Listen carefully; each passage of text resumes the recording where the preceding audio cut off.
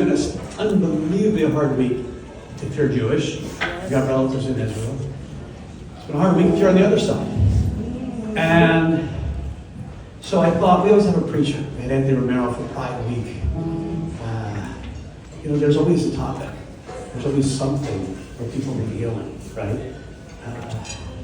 My wife and Hannah are spending a lot of time trying to understand how to use psychedelics to help people who've gone through trauma. Like the whole world has gone through trauma, and some people unbearable trauma. And so I thought I would start today bringing up a dear friend of mine, one of the kindest men I know, literally one of the kindest men I know, to say a few words. As a guy who loves Israel, who's Jewish, he brought us a special treat, a song of peace and healing. And hopefully some of that healing energy hits us all, or hits our community. And then these guys promised me they're going to blow a hole in the roof and let the Holy Spirit warm all of you guys. There's food, even Wes and the 14 chefs who have been cooking for 24 hours. Amazing.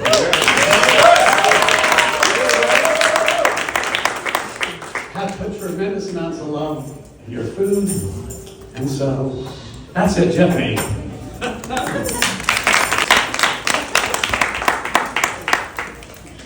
Hi, everyone. The first thing I want to say is I'm happy to talk to anyone who wants to know more about the history about the conflict, who wants to debate the politics. But I'm not here to talk politics, and I'm not here to talk history. I'm here, Mike and Suki kindly invited me to try to feel a little better, and I want to share some of the love and promote some understanding. And so my background, just so you know, is I grew up, I'm the son of 2 Holocaust survivors. My mom, who was a refugee in London during the war, who escaped after the Nazis landed in Belgium, lost her aunts and uncles and cousins. They all died in Auschwitz. They were murdered because they were Jewish.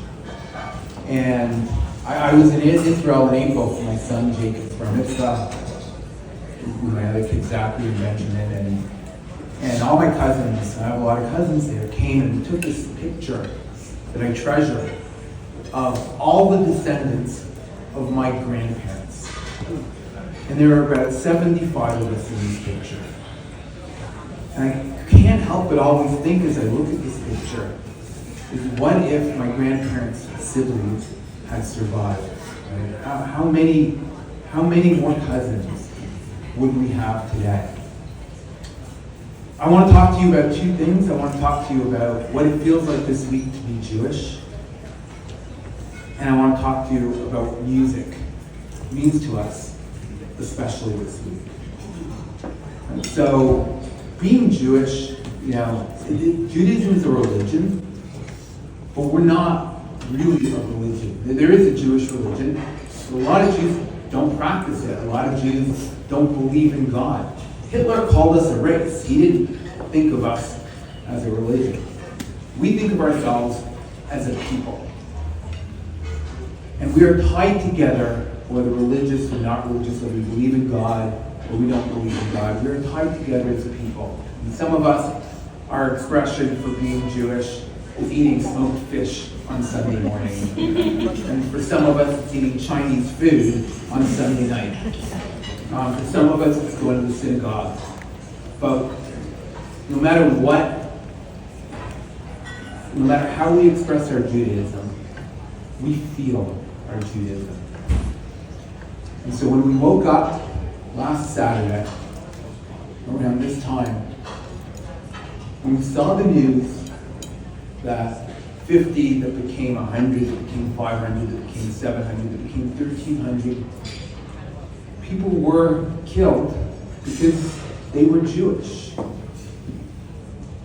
There were more people killed last Saturday because they were Jewish than in any day since the Nazis. And then we learned about the way in which they were killed.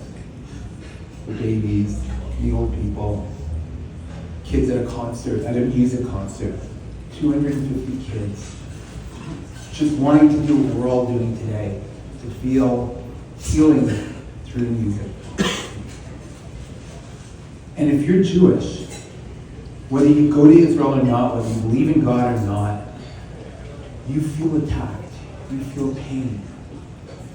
You feel like these people, it could have been me. They were killed because they were Jewish. And now our boys are going to the army, and we're going to lose more of them. And it's my friends, and it's my cousins. And we're scared.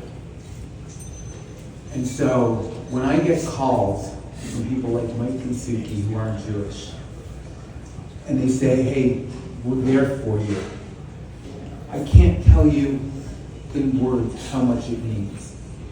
It means the world when people reach out. So if you have Jewish friends, you know some people who are Jewish, just understand they're in pain this week. They don't feel good about what's going to happen. Everybody feels terrible, but they're scared. And so what do? We get together. We gather. And I've been to 5 gatherings this week. And what do we do when we get together and we gather? One thing we do is we sing. We listen to music. Music makes us feel better. Right? The land of Israel has only existed for 75 years, but Jewish people have existed for 2,000, and music and prayer have bound us together for 2,000 years.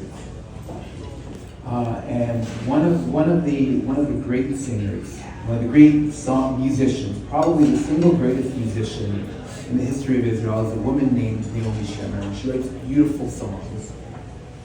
And I've got my friend here, Daphna, who's going to sing one of those songs because you don't want to hear me sing again. So she wrote this song. She's most famous for this song called Jerusalem of Gold, where she writes about the yearning of Jerusalem. It's a gorgeous song.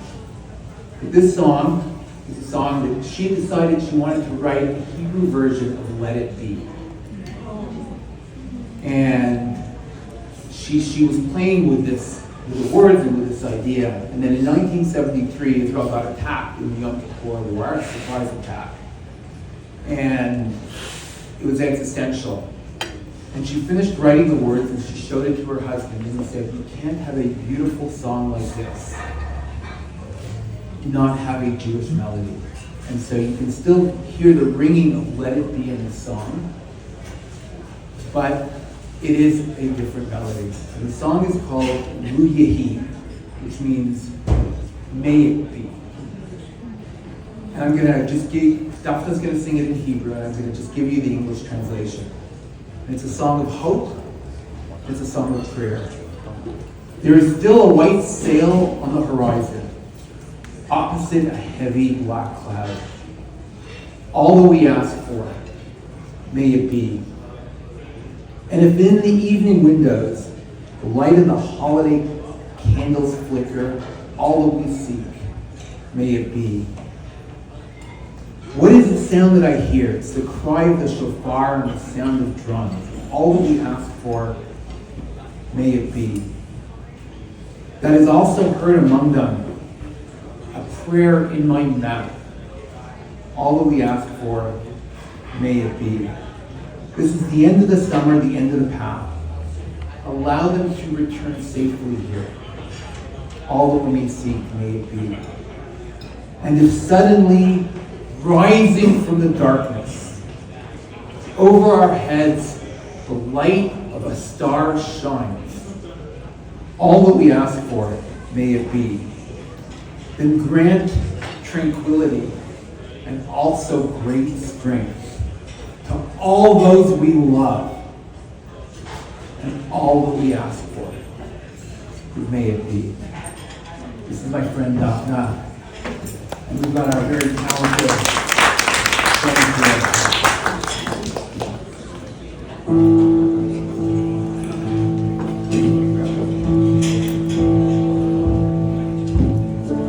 Jeff asked me to sing today. I didn't know if I could. Yeah, sure.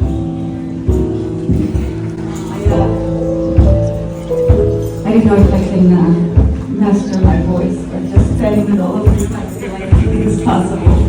So, please, this is a prayer. If you can send prayers for everyone, both sides, innocent people, everyone who needs them. protection, I'm sending protection to my brother who's in England.